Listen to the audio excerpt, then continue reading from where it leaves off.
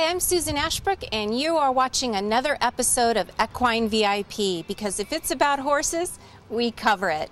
I'm going to be introducing you to Hardy Zantke. Hardy is an expert in the sport of driving, and I am so excited to meet him, learn more about driving, and maybe pick up a tip or two to give you the winning edge. What actually is combined driving? Well, it's one of our driving disciplines that's modeled after 3-day eventing.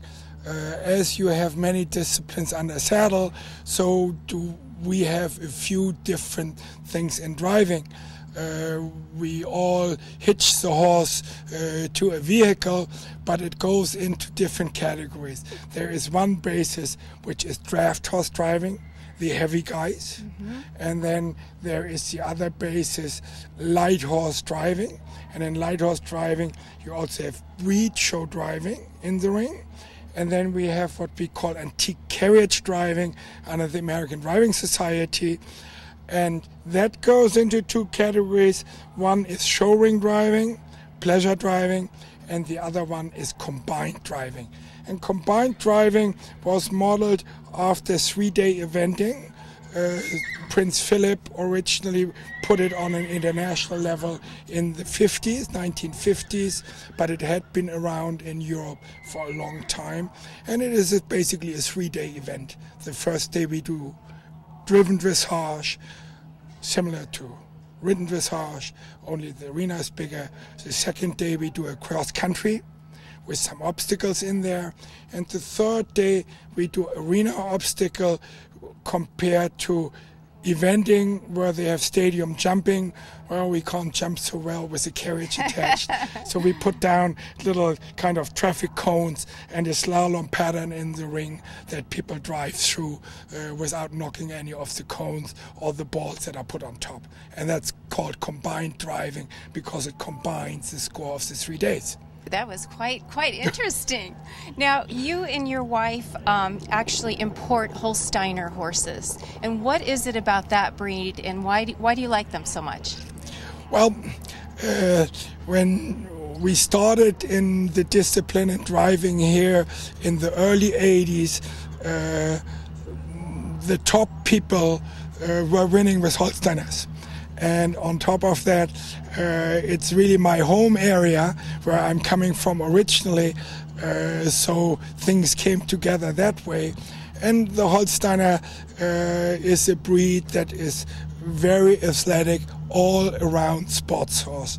They excel in jumping, they excel in dressage, and although we don't need that much jumping capabilities, we certainly like the dressage capabilities, and they are athletic.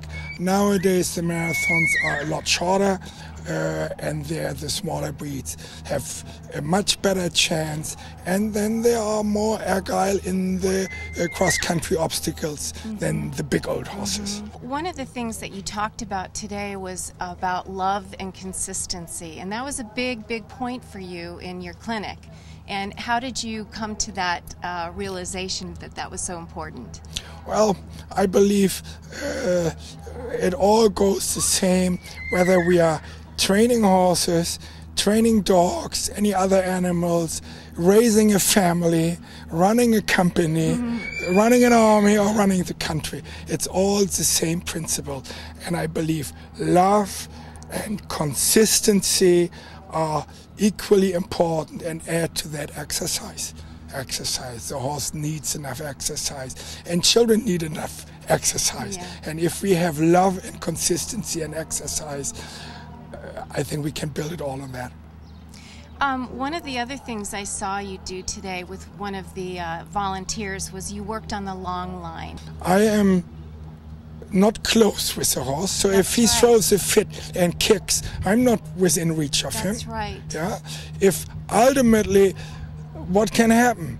He can run away. Yes. Hopefully, I will be able to stop that in digging in my heels and having him in my hand. Yeah. But if he should succeed in that, as long as we are in an enclosed arena, nothing's going to happen. So it's about the safest thing, how to start everything. And another thing that you talked about was going forward. Even if the horse is reacting to something, you said, always move the horse forward. Yes, as under saddle, forward is your friend.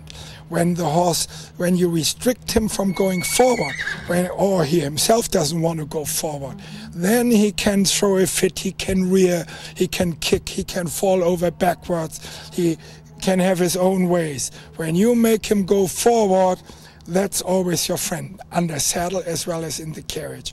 And in the carriage, even to the point, ultimately the runaway.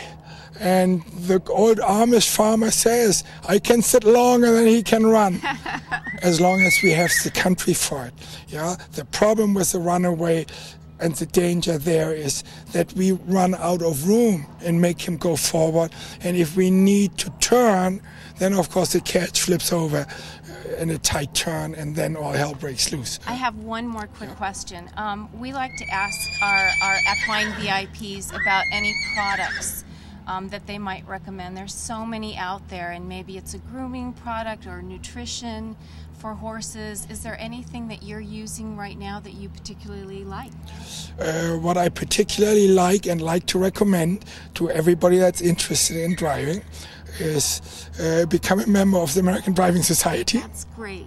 If we wouldn't have them, the sport wouldn't be around.